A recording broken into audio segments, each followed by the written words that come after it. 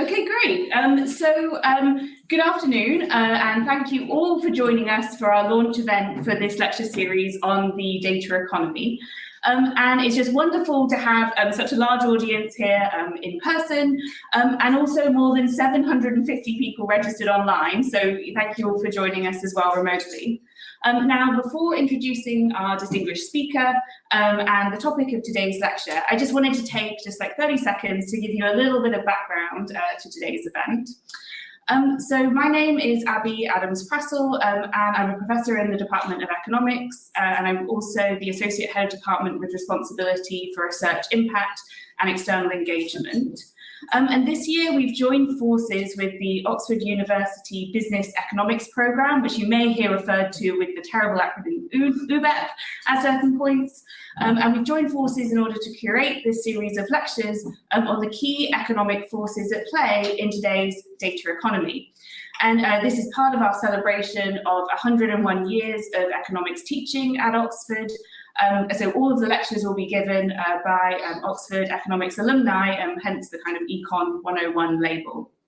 Now, on topics ranging from privacy and cryptocurrency to platform competition and algorithmic bias, we hope to give our students, faculty, but also alumni, policymakers, people from the wider business community, new insights into how economics can be used to understand and to solve the key challenges that arise from the increased digitization of our personal and market interactions. And so we are absolutely delighted to welcome Professor Catherine Tucker, the Sloan Distinguished Professor of Management at MIT Sloan, to open our series. Now, Professor Tucker is an Oxford PPE alumna and has also been a visiting professor at All Souls College. And her research interests lie in how technology allows firms to use digital data and machine learning to improve their performance. But she's also particularly interested in the challenges that this poses for regulation, with particular expertise in online advertising, digital health, social media, and electronic privacy. Now, just to select a small number of the numerous awards and accolades that her work has received, she won an NSF Career Award for her work on digital privacy, is a co-founder of the MIT Crypto Economics Lab, and is also the co-organizer of the Economics of Artificial Intelligence initiative, sponsored by the Alfred Sloan Foundation. Now, today she's going to be sharing her insights on the economics of personal data, or the new oil, as many have commentated. Now, in the past decade, companies for which personal data is at the core of their business model have come to dominate the rankings in terms of the world's most valuable corporations. As we move about online, cookies and clicks are increasingly tracking our progress and browsing history in order to profile our characteristics and our preferences. And if we didn't know this before the GDPR, I think the number of times we've all just blindly clicked accept all cookies whilst trying to look up information has probably made that pretty salient in the last year or so. But how is this data used? Can we trust the inferences that are made on the basis of this data? And given that there isn't equal access to the internet, and so the same data is not collected about everyone in society, what does this all mean for inequality? And that's even before we get to the consequences that this new form of asset class might have for competition, product development, and pricing. So Catherine, I am delighted to give you the floor to provide some answers. So maybe we can all welcome Catherine. Well, what a completely lovely introduction, though I must criticise it. It wasn't particularly British. There were far too many accolades there for my taste, but it's absolutely lovely to be here. Now, so I've got about 40 minutes to speak, and being an economist, what we usually do for one of these speeches is we talk about a paper, and a particular paper, then we go into details about numbers. So that is going to be coming.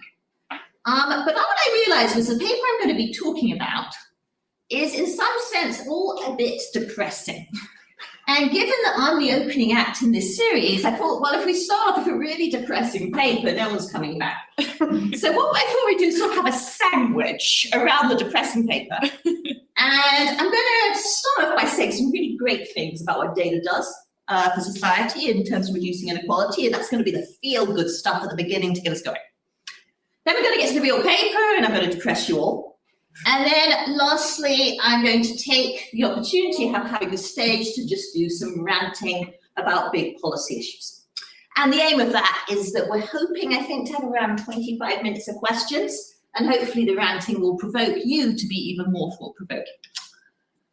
All right, so let me remind you of some really feel-good stuff, right? Which is, if you look at this entire series, you could begin to think that data is some kind of emery, scary thing, or something we're going to be really nervous about as a society. But it's easy to forget about the good it does, and so I just want to remind you about some of the good it does through the lens of my own research. And the first paper I want to talk about is this paper I wrote back in 2011. And it showed the role of having easy access to digital data in terms of preventing babies dying in American hospitals. Now, one of the horrible things about America is that the infant mortality rate is really quite dreadful. It's around 50 in the world. It's not what you think from a developed country. And typically, it reflects a lot of inequality in society. And what we show in this paper is that when you get digital data into a hospital, when doctors have easy access to high-risk mothers' medical records, then that helps avoid infant mortality.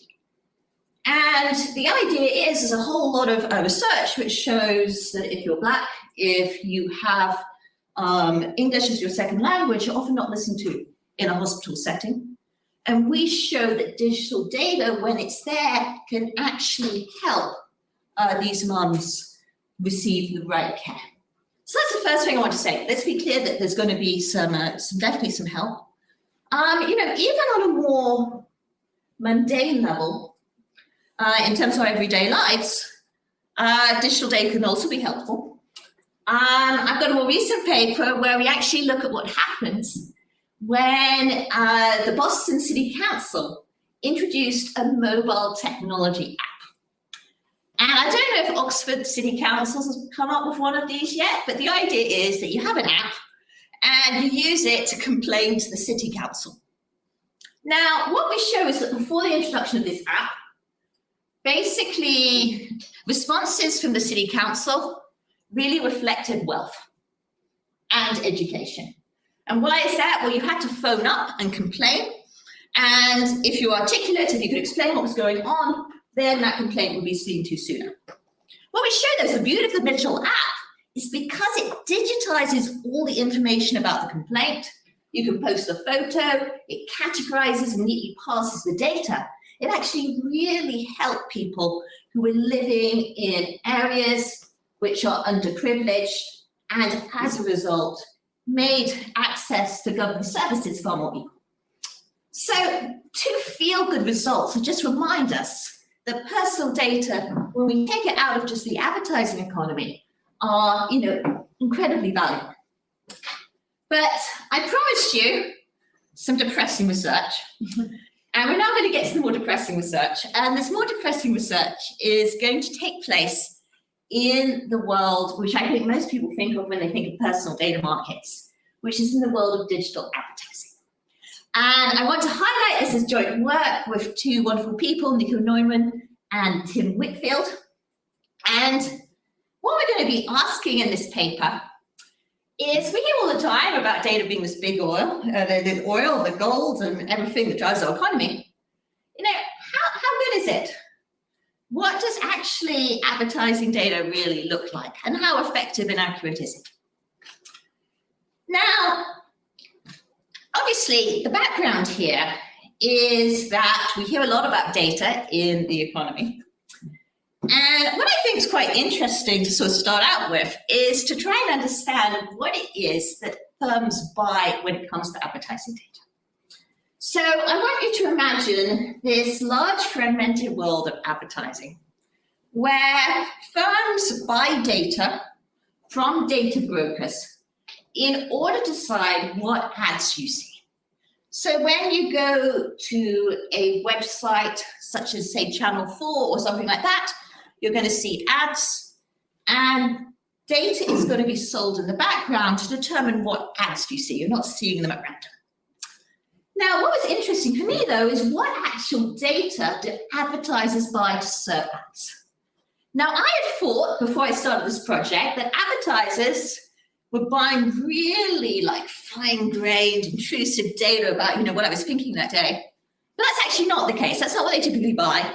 Instead, typically what they're buying is they're buying age and gender data. How old you are, whether you're a man, whether you're a woman. They also like things like how rich you are, right? This all sort of makes sense, but it's very old-fashioned in some sense, given what you might think is happening in the digital economy. And what we're going to be asking in this paper is, given that the main kind of data that's being used to try and target ads by advertisers is age and gender, how accurate is that data? Now, think about it. How is it that anyone is going to know your age and gender online? Well, typically what you do is you're going to take, if you're a data broker, is you're going to take data on browsing behavior. And you're going to look to see, well, what has someone searched on the internet? What websites have they gone to? What data can we attach to their cookie? And make a prediction about whether they're a man or woman and how old they are. Now, there may be some pieces of data, if you think about browsing history, which is sort of pertinent. Maybe you might say that if I look at sanitary products, that makes me more likely to be a female than a male. But I challenge you to look around this room, and for those of you online, imagine the room, and actually think, well, if we were to take the women in the room and the men in the room and try and differentiate them on the basis of their browsing behavior, right, that's actually a really hard prediction task. Also, think about age, right? So age, how might you predict that? Well, if someone maybe looks for retirement homes, maybe that would be predictive.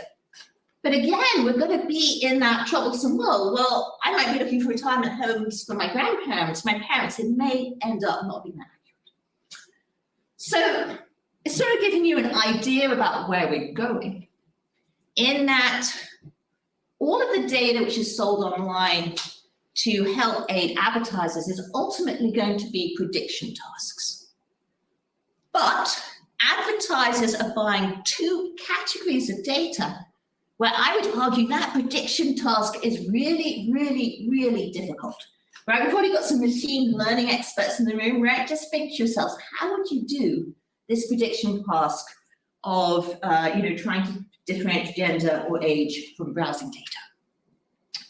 Now, so we're going to be asking, well, how do they do? So let me give you some beginning results, and then I'm going to take these results and say, well, how does that relate back to inequality? Now, what we're going to do in this study is, I said my authors are wonderful, and one of the reasons they're wonderful is that Tim Whitfield happens to be an incredibly powerful man in Australia. He basically is probably like the #1 guy you would go to, at least, before he retired. He actually went back into Costa Rica after retiring. He was the most powerful man, and he managed to get some amazing data access for us. And what he allowed us to do was we basically worked with his advertising firm and went to the largest data brokers in the world and tried to work out, well, how good a job are they doing at identifying whether a cookie is actually attached to a man or a woman or of a person of a certain age. Now, of course, if we're going to do this, we actually need to have a source of ground truth, right? You actually, if you want to tell us something's accurate, you actually need to know what is the truth. And we're going to get the truth from something I'm going to call the Pure Profile Panel Survey, which is basically 30,000 people who have opted in to being tracked. And as part of opting in to being tracked, they've given us their age, their gender. Now, two things you might worry about this in terms of a ground truth. Well, #1, are these people lying? No, not real much evidence of that. There's none sort of bumps or discrepancies you'd expect to see if that was true. The other thing you might worry about is that, let's be clear, most of you in this room will not have opted in to being tracked on the internet. And so you might think these are slightly unusual people. But what is this going to mean for my results? My results are going to be true for the kind of people who choose to take absolutely no steps to protect their privacy. So you're going to sort of think this is what happens even when you've got an ideal candidate for being tracked. Now I'm going to give you some results, and this is a table which I know is never easy to read online, but it's going to summarize our major results. And now what we're going to see in it is you're going to see the first column is the data brokers. As you can see, we had numerous data brokers. And though I can't reveal the names, let's be clear, these are the biggest data brokers in the world, right? These are multi-billion-dollar companies, usually attached to large credit bureaus. So anyone who's selling data is basically in our data set. The next column is going to be the number of cookies. And in terms of the number of cookies, that's going to be how many people out of the 30,000 that we had access to, they said they had data on. And then the last column is going to be, did the data broker correctly identify whether that person was a man? Okay. So now if you're looking at that final column, you're going to notice, and you're doing a little bit of quick averaging, sort of how is that averaging out in terms of getting how accurate people are to getting a man, right? If you sort of average it out, you're probably getting quite close to 50%. And if you think about it, that's really quite funny. Right, so they're getting the fact that you're a man right about 50% of the time. The other thing I want you to take, so we're going to sort of get the first order result here, which is that this data is very inaccurate. In fact, it doesn't seem to do much better than random chance. The next thing to sort of take from it is that you might think, oh gosh, well, the amount of data must sort of influence accuracy. That's what I'm always told. But again, I want you to do a mental correlation between the second column, or how much data that data broker had, how big are they, and how well they're doing at this prediction task. And again, you know, the sort of tests of your Oxford math skills, but I'll give you again the punchline, absolutely no correlation whatsoever, right? We're not seeing any correlation between how much data you have and how good you are at this prediction task. So those are sort of first two headline results. In this world of personal data, it seems that a lot of the data being traded is surprisingly inaccurate. And that despite what we might think, the accuracy doesn't seem to be related to how big the data broker is. So what we did next was we sort of said, well, this is very puzzling, right? How is it that you have these big economist headlines, data is this new oil, and then you actually look at the world and you see no evidence of it? And so then what we did was, as I say, Tim Winfield was wonderful. Well, he was the most powerful advertising man in Australia, but then he quit his job, so we lost him. And as a result, Nico then spent many months actually working as basically an unpaid consultant to various advertising firms to do a follow-up study.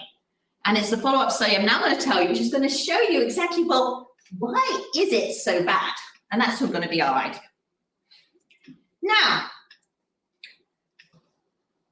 so in this new work, what we're going to be doing is we're going to try and understand why it is that this prediction appears so poor. And we're also going to then bring it back to some more traditional questions in economics, which is about inequality and how does this reflect economic inequality. So as I say, Nico went out and he worked so hard, and I want to give him so much credit, in that he basically went to replicate our study. And he went out and got new data to try and understand more about who is being profiled. And so now we don't just know the accuracy of their age and gender, but we actually know more about their location and what things they're interested in and so on, as well as their social economic status. In addition, we're now going to not just going to have these anonymous data brokers labeled AB. They're still going to be anonymous, and so can't tell you who they are. But we're going to actually know something about them. And this means that we're going to investigate two potential explanations for what's going on. One potential explanation is that there's something systematic going on about firms, which would be interesting if you're an economist, of course. And another potential explanation is that there's something about some consumers which makes them particularly hard to classify. Now, at this point, I'm going to lose my audience, and I've already predicted I'm going to lose my audience because we're going to have a few regressions. But if you're watching online or you have not yet taken econometrics, don't worry, I will explain what these weird numbers mean. So the first thing we did, which is because we're economists, we said, well, look, a lot of this data is bad, but what would we expect as economists? Well, we'd expect bad data to be priced lower and good data to be priced higher, right? There'll be some kind of market mechanism. And we ran the first regression to try and see whether that's actually what we saw in our data. And what we saw is, initially it looked good. Initially it looked like the most accurate data was higher priced.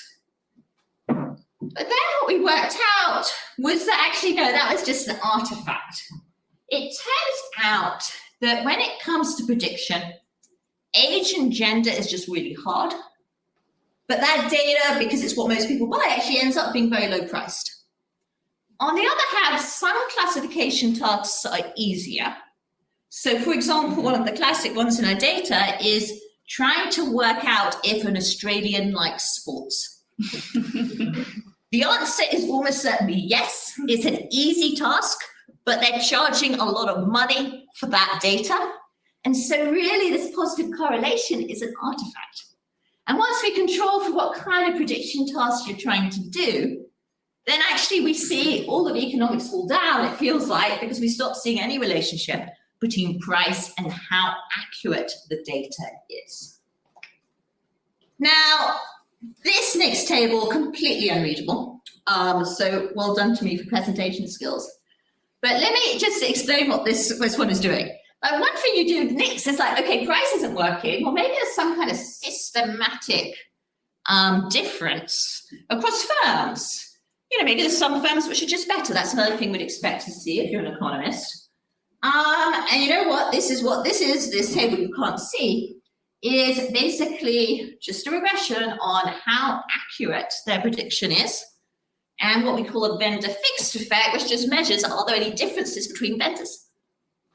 What you should see here is absolutely nothing.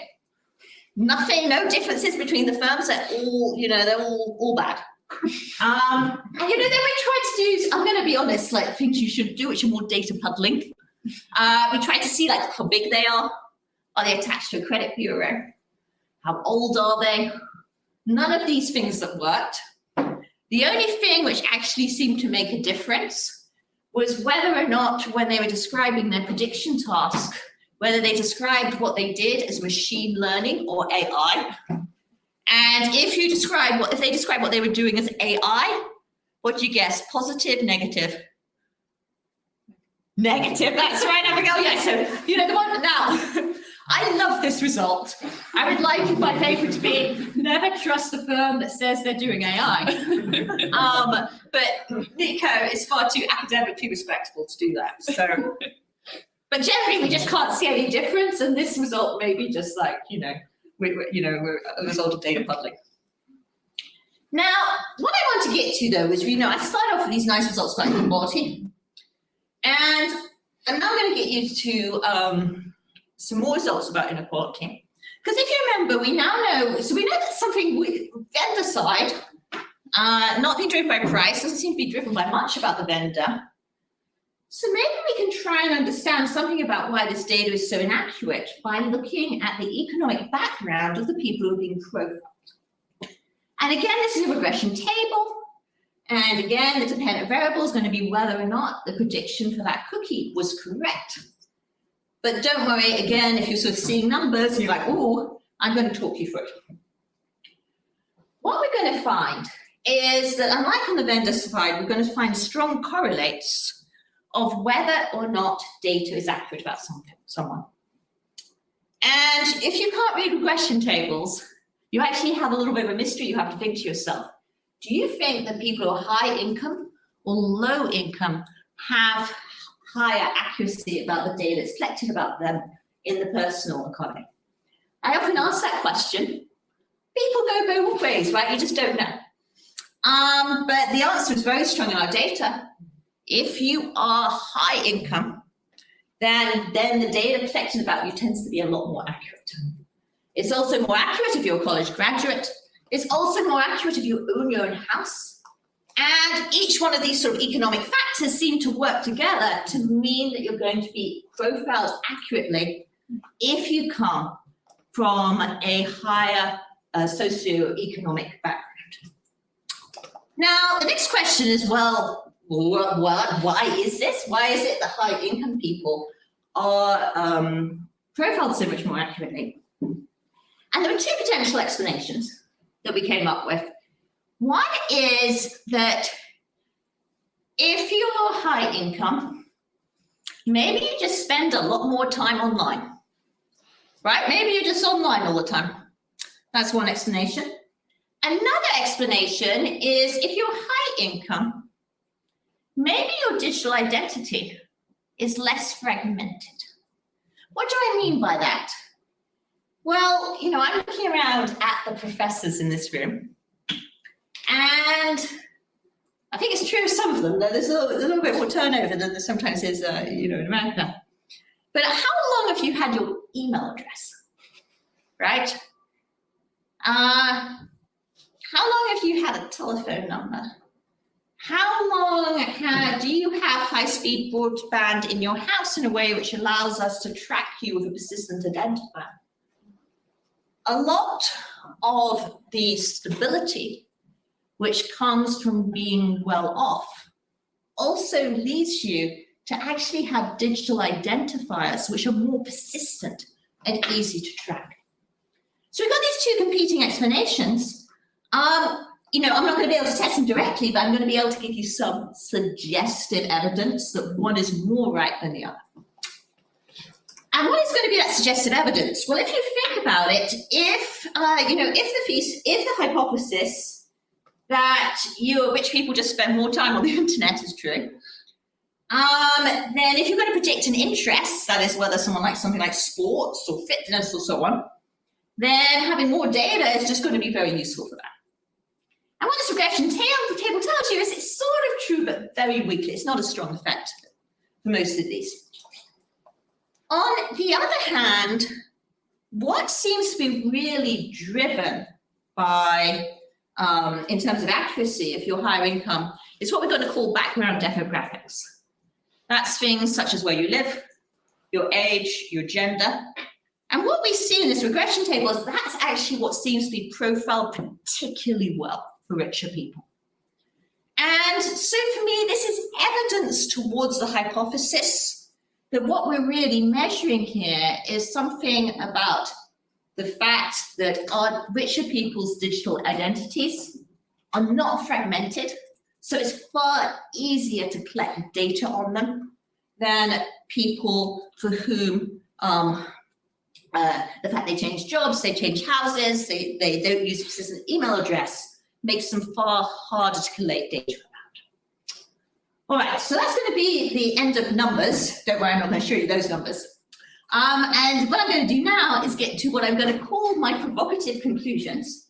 And I'm calling them provocative conclusions to be clear that this is not usually what you're allowed to do in economics. Usually in economics, you can just say, this is what I did, I'm very sorry, it applies very narrowly. But I'm not going to do that now. Instead, what I'm going to do is make grand generalizations.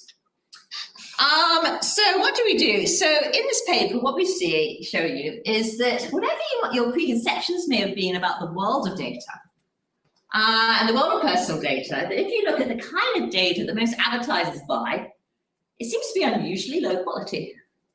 And indeed, you might sort of say, especially for something like gender, there's really no point in doing it because it's like 50-50 whether it's going to be right.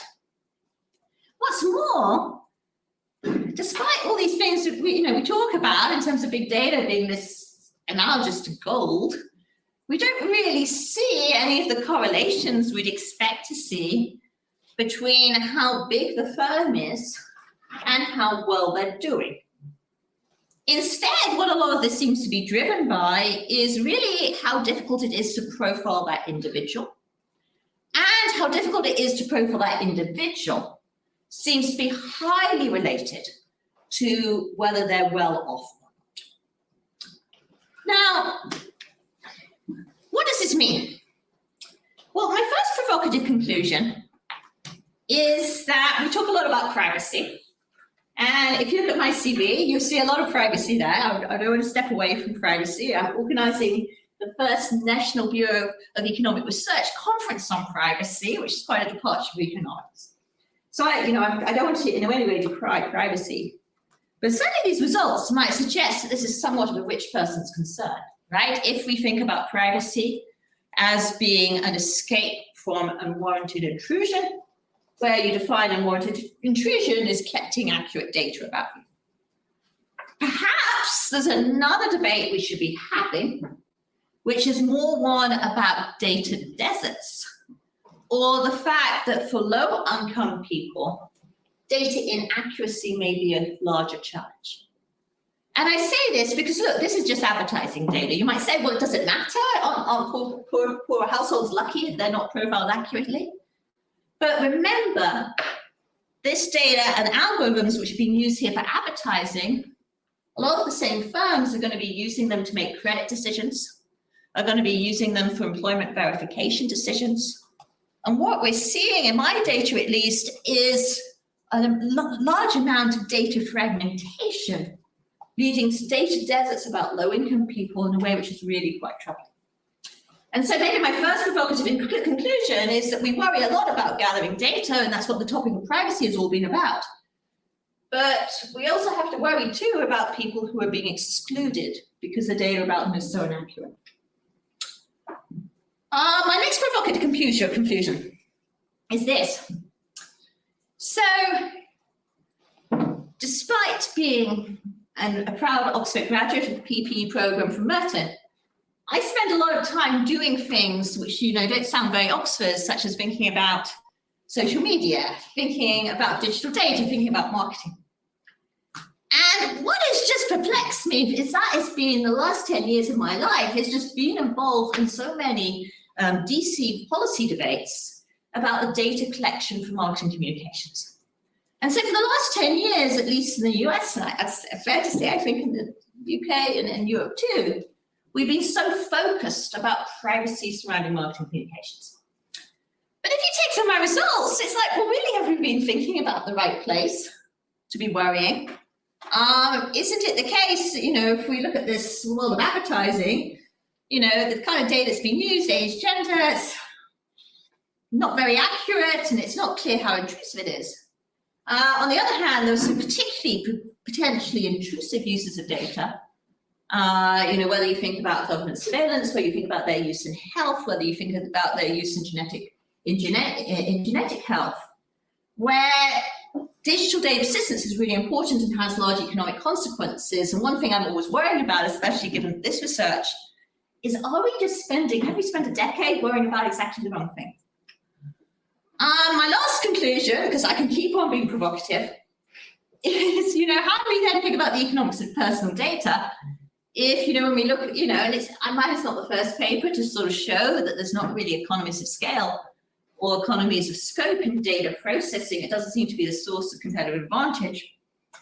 Maybe one way we should be thinking about it, and it's going to sound more like an economist, so perhaps it's not as provocative as I would like, is that really what you're sort of seeing here is that there's a lot of data. But the real rare asset is not the data, instead it's actually being able to process, parse it, do prediction accurately from it. And I think this implies complementarity of those kind of skills in a way which is often talked about in data markets. And it's going to be important for some of the talks you're going to hear as you go through this series, which is really thinking, well, if really it's the processing, parsing, prediction which is the important part of data, how can we think about data markets? How can we think about classic sort of economic approaches towards thinking about property rights in terms of solving market data? So with that, I am through my provocation, and I'll say thank you and open it up to questions. Thank you.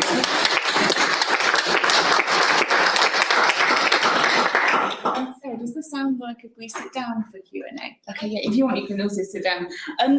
Okay, so for those online, if you start posting in the chat, I'm going to first ask a question of my own, then go online, and then ask a question to the audience here. So your presentation, so the quality of profiling is poor, especially for the poor, and you were kind of explaining that more about the characteristics of either the browsing behaviour or the fragmentation of how low-income people are able to kind of access the internet. But could it also be that the incentives of the brokers and then of their customers actually are such that they don't really care that much about the accuracy of profiles of lower income individuals because they're not getting as much cash from them? I was wondering maybe if, whilst I kind of collect some of the questions online, can you tell us a little bit more about actually that marketplace amongst the data brokers and that kind of more supply side to that fact? Yes, of course. So, the first thing to say is something that's curious again about this data is that, a leading explanation, as you say, is, well, maybe it's just that these people aren't monetizable, right? But when you look at something which we call cost per meal, which is sort of how much they cost per eyeball, we don't see that distinction, right? It's not that they're charging more or less. This market doesn't work quite the way that you just pay for gender. It's not contingent on income. So that doesn't seem to be an explanation. On the other hand, there's something interesting about incentives, about this market, which can sort of help to explain, I think, something that's going on. So in terms of our sort of co-authorship partnership, I give talks like this, really boring slides and lots of numbers. On the other hand, Nico is the kind of guy who goes to marketing conferences where there's a big black screen behind him, they sort of walk around with a headset and just pictures. And he actually, he gives these talks and, he explains just, that people are wasting lots of money buying his data. And then at the end of it, all the marketers, like big, CMOs come around and pat him on the back and say, it's just great you're doing that. We've always suspected that it's not wrong. It's not very good. And he says, like, excitedly, so what are you going to do? Now you've seen that it's no good, you've got to stop buying it. And they say, no, of course we're going to keep on buying it. And, why is it that sort of exists, right? And apparently when, this is Australian, so after some beers are drunk, basically what he can work out, it's just really hard to admit that you've wasted hundreds of millions of dollars buying this data in the past. And that makes it hard to shift, right? So that's what we've found out so far. I mean, the other thing I'd say is remember too, that measuring online advertising is a hard task, right? If you're trying to think about launching a digital advertising campaign, it's very hard to be successful. There are lots of things that go wrong, right? You could put the ad in the wrong place, you could have the wrong kind of ad, you could be targeting the wrong kind of person. So all of those things go wrong. And so having inaccurate data is not necessarily a leading sort of candidate for things going wrong, right? That it can mask other things going on too. Yeah, please. Actually, I'll go to Hamish first, actually. Sorry, Shang. So in some way, one way of thinking about, I'm trying to think about this kind of quality of the data. I was thinking about sort of standard consumer data. And one way of interpreting what you're saying is there's a lot of heterogeneity within a group, which is in some sense dominating compared to heterogeneity across groups. So it's really hard to kind of tell who people are because, so if I don't think about, I was thinking, you're talking about a similar experiment. So let's imagine I use the CX data. So I've got all people's actual consumer choices, but I don't know their gender and their age. Could I actually back out, or how accurately could I back out their gender from those? And is that worse than what you're doing now? Because that seems to me the key thing. You're saying the data is terrible. Is it any worse than if I actually knew what people spent money on? Okay. So I'll tell you how far we've got with this. So we have a grad student And one of the things they did was Wharton has some amazing access to browsing data, right? Where you have a ground source of truth, whether someone's met about one. And what we can do there is you can get an MIT PhD, hopefully quite good, to try and run this as a classification task. And let's be clear, this is just really, really hard. And so I think we've got this strange paradox that we have an industry which is buying age and gender data because that's what they've always done. Why do they buy it? Well, that's what you bought for TV advertising. You bought age and gender, so that's what you're used to doing. But those particular classification tasks are virtually impossible, even if you're very, very highly trained, right? So I think that's the disconnect. As I say, when you go to an easier classification task, such as predicting whether an Australian likes sports and their browsing behavior, you start to get very different results. Shehan? So I had a question about the industrial organization. So you said that there's no pricing difference depending on the quality of the data. But you might think further that why does any provider beyond the most accurate one exist at all? Like, why doesn't everyone just go to the person who does this the best then? Can I also just, Catherine, can you just briefly summarize the question just in case Oh, it of didn't course. get So this was a very good question, where I think almost you've got a sort of Bertrand model of competition behind it, where if you think about it, it should be one firm that's really good at this. Yeah. And then why do any other firms exist in this market? Why do we have 20 data brokers at all is almost the question. So I think where we're deviating from your IO model in your head is in terms of observability, right? If you think about your model, like we can, if you think about a typical model, you can actually observe quality. Here, we were only able to think about it, two things. First of all, we were only able to observe quality because Tim Whitfield's was the most powerful ad man in Australia. So this was not something that the average market could do, and even so, it took about 2 years to set this up. Two, as I was just telling you, we're going to add into your classic IO model some strange types of, I don't know if you call them sort of principal agent problems when it comes to people's desire to, within the firm of buying the data, actually have accurate data. And I think that combination is what's taking us away from the beautiful Bertrand world that you're describing. So I was a bit surprised about the objective you set up here, in the sense like, why would they care about predicting age and gender as opposed to just ad clicks and sales, which presumably is what Google and Facebook and others make their money by, and where their incentives are aligned, and where they have a ground truth that's high frequency. That seems a much easier task in some way, and also what they ultimately care about. Yeah, so I mean, this was one of, so first of all, I said, as I started off, this was not the data I was expecting. So when I teach this stuff, I always sort of stand up and I say, age and gender, you never use that now, right? Completely outdated. In this wonderful digital economy, we've got so much more data which actually gives us insights about whether people are likely to buy. Why don't we use that to do segmentation? But then what you see the marketplace doing is actually still using age and gender.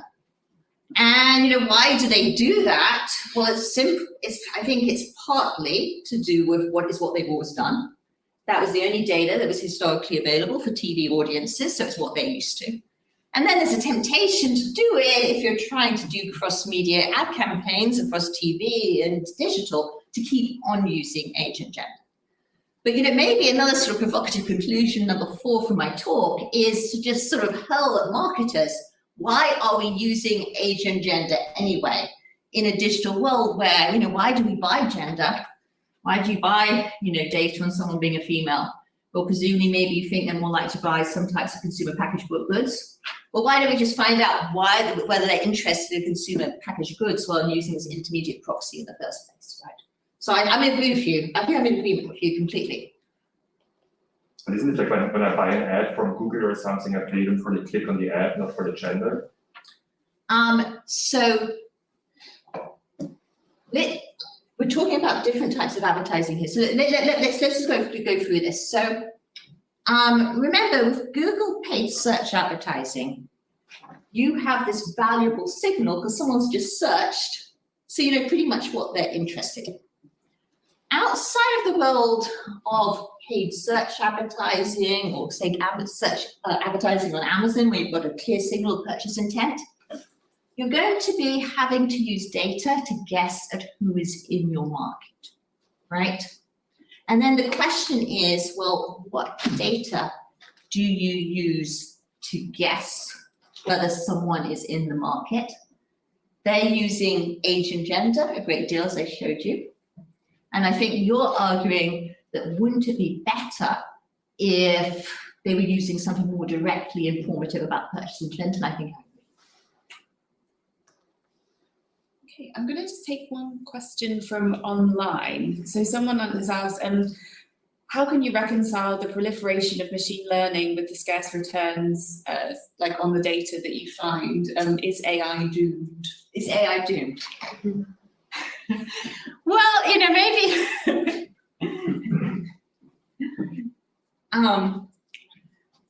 So I guess if it is all an inertia story about kind of you don't want to switch because you've already invested, there must be an end to that. Well, there's so are we all doomed? Well, you know, hopefully if we're taking together all the questions from the floor, what we're going to learn is that, of course, in a transition, it might seem natural to use machine learning to try and predict what we've always used as a piece of data, right?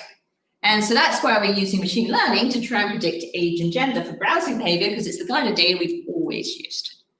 And so one way maybe of taking my paper is to say that machine learning, AI, is going to need more process change in the background to actually be effective. And I don't think that's sort of a new finding from anyone who studied the economics of technology, that typically what we see is that initially you try and use the technology to do what you've always done, and you see limited gains. And it's only when you see organizational processes change in parallel that you really reap the benefits. So that's my optimistic, positive reply to that sort of doom question. I'm just going to take, was that a question there? No, I'll take one more from online. So this relates kind of a little bit to more of the themes that Max was raising in terms of what about kind of Facebook and Google, who know certain types of ground truths. So given there have been the kind of more like kind of privacy protecting technologies available on the market, and for example, Apple have also made some changes to how it facilitates tracking on its devices. This is kind of a question about what you think the significance of this is, and given that, like, on one level we're kind of exchanging our personal data for free digital services at the moment, if we do see kind of increasing penetration of these privacy protecting technologies, do you think that kind of platform business models are going to have to radically change, or what would be your kind of predictions in that space? Oh, sorry, that's a very grandiose question. So let me try and do justice to it.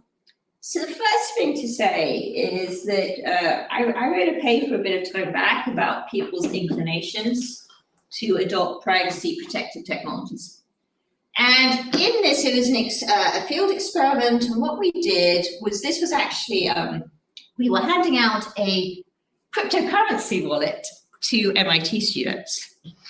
And there were different types of cryptocurrency wallets, some which were like very privacy intrusive, some which really help protect your privacy.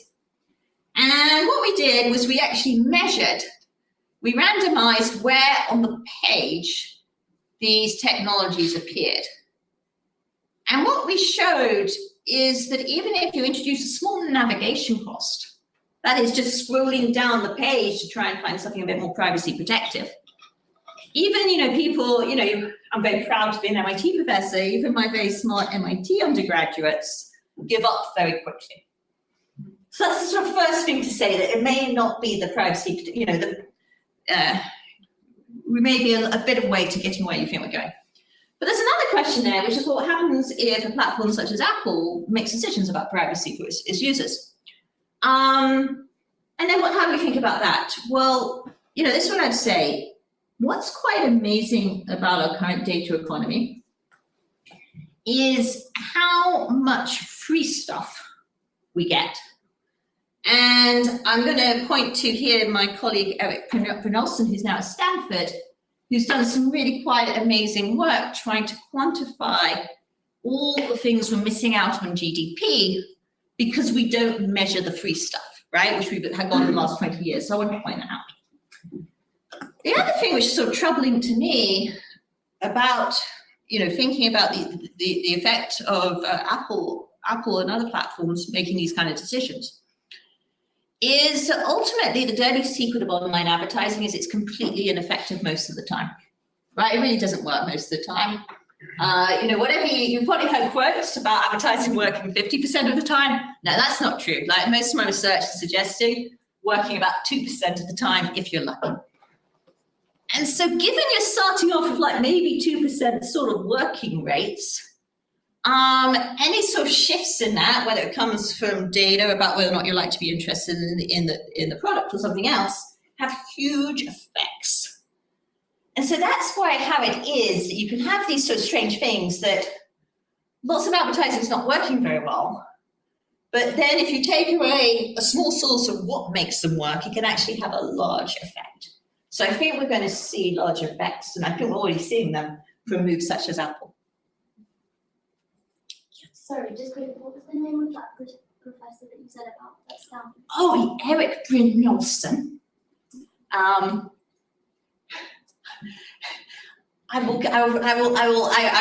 The moment when I have to spell Brynjolfsson, I know I'm going to fail.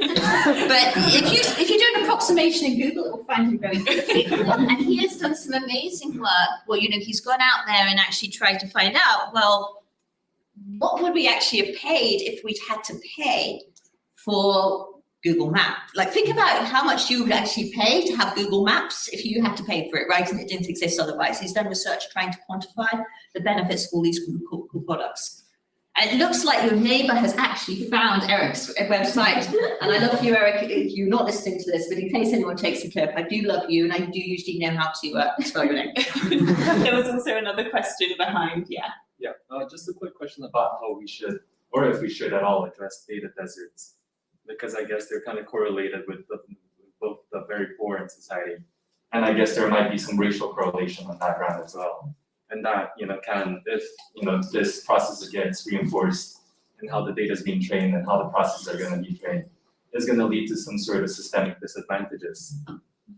And on top of this question, do you think there's any incentives for, the AI and machine learning processes that we're training? If there's going to be any economic incentives for you to address this kind of data deserts that's kind of happening on the poor? So I really love this question. I will give some evidence. So as you heard from Abigail, I organized the Economics of AI conference. And we have had a really lovely paper, which was where people were looking at the effects of AI scoring on mortgage decisions. And what was interesting was one of the ways they started off this paper, they were just really interesting to see, see its effects on race. But they started off by this paper by saying, our first challenge was that if you're Black in America, it's actually almost very hard to even get the data to do this kind of scoring because your name tends to be misspelled far more often. And your housing history tends to be just not there because of these spelling mistakes, simple things like this. And they were sort of treating it as this big data challenge. But if you think about it, it's almost the first step in the process to even thinking about algorithmic justice. If the data doesn't exist or is very disparate for certain groups in society, this is a huge problem.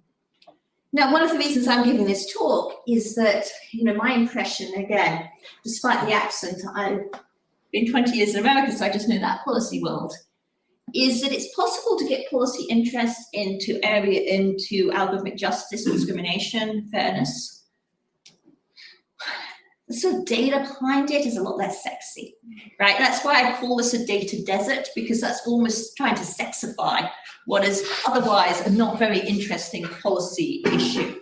And so if one thing I'm able to do is to put the word data desert into your head, than I've had. You know, I don't know if it's quite as good as algorithmic transparency, but certainly a headline to lay bare this issue, which is just not getting policy attention. Oh, sorry. Sorry. Sorry about that. But I would like to thank you for this wonderful lecture first.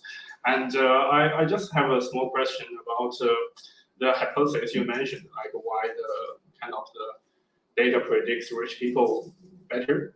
Like there are, according to you, there are two hypotheses. Sorry. The first one is like rich people like spend more time. The second one is like rich people probably have more tractable data.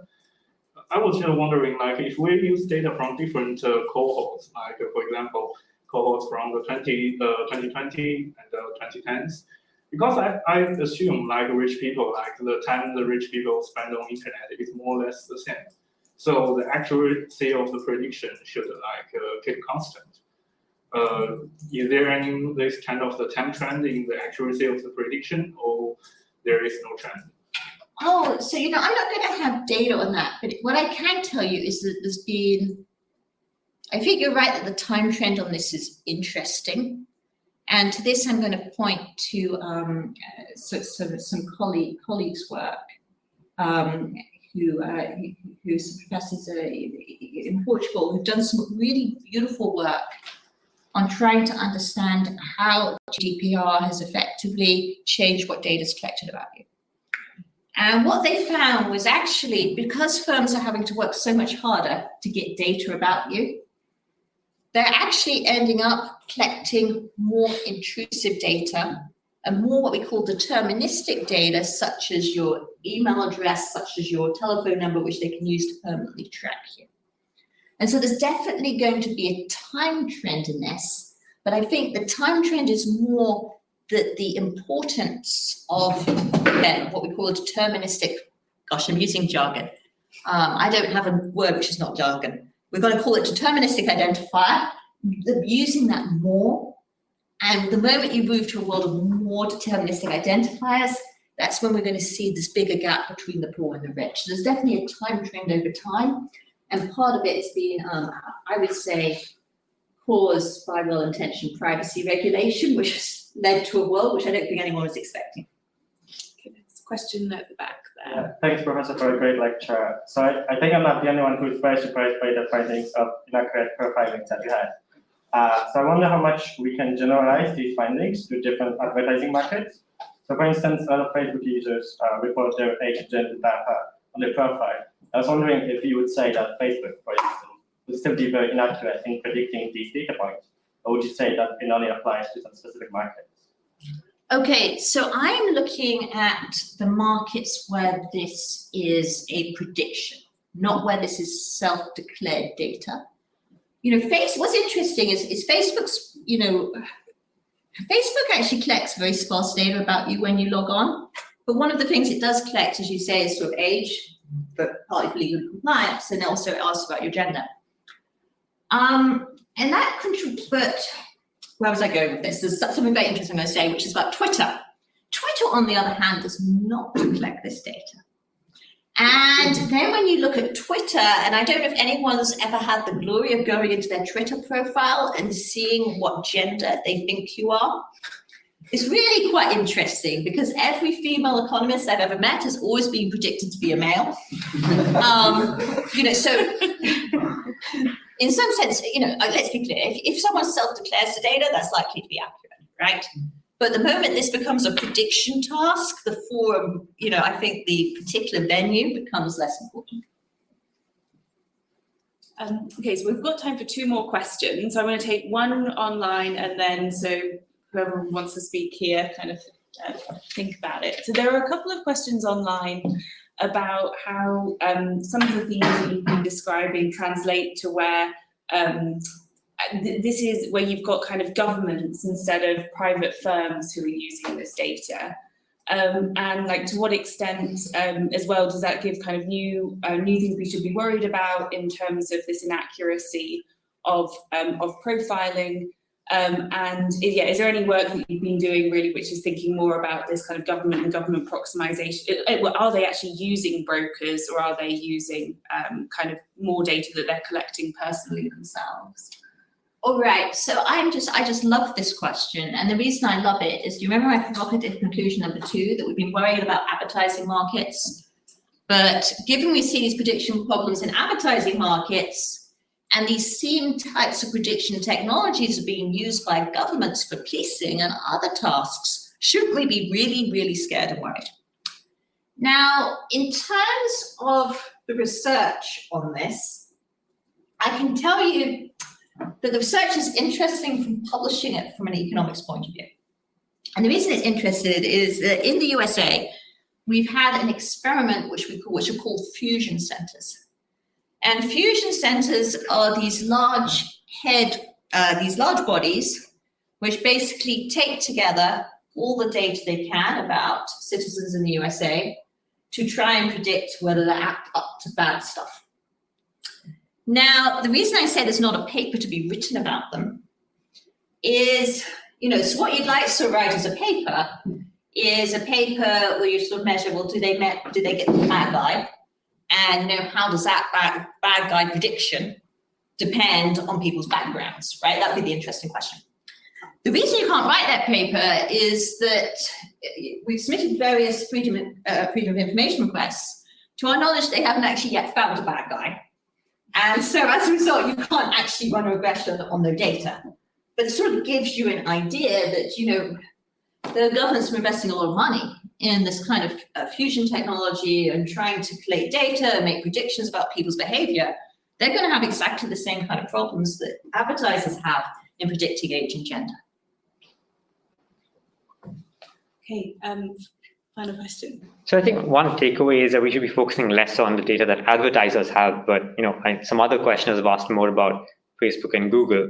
And these entities have so much data about us, and clearly, since some of it is self-declared data, it's more accurate. So sort of coming at it from a market or industrial organization point of view, how should we view the power or the sort of market power that these companies have because of the accurate data that they have about us? And what should policy do about them, since we have already said we shouldn't be focusing so much on the advertising market? Perhaps we should be focusing more on this market. Oh, so that's a very provocative. That's going to take us onto the world of platform competition, which is going on. So I should just sort of say as a first matter that I've consulted for most major tech platforms, so take that sort of bias as given. But, so it's really interesting when you sort of think. This is what I'd say. I'd say that part of the problem of the current debate is that there's a lot of focus on the data that Google or Facebook has when it comes to targeting. And, I've certainly spoken, I remember I've spoken to regulators in the UK and Australia where there's been a lot of excitement about the fact, well, yes, but, doesn't Facebook know your age and gender? Doesn't that make them some degree of market power?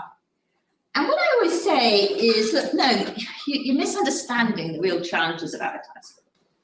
In that, though regulators think that most of advertising, the most use of data in advertising is about targeting, in some sense you're getting it wrong. The best, most useful, most revolutionary purpose of data in advertising has actually been on measurement. And what do I mean by that? Well, what advertisers really lack is any good measures of whether their ads work.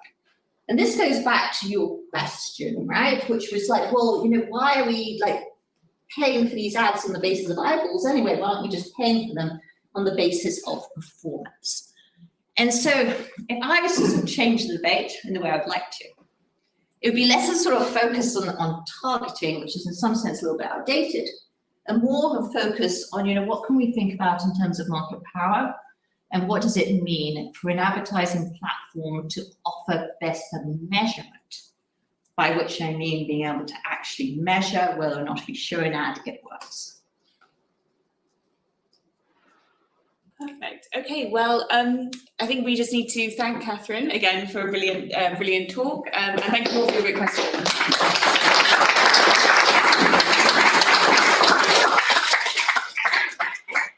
So the next in the series of the next lecture in this series is going to be in a month, given by Ole Jan, who used to be a postdoc at the department, and he'll be talking us in a bit more detail about the economics of privacy and some slightly different kind of issues, dimensions he'll be covering then.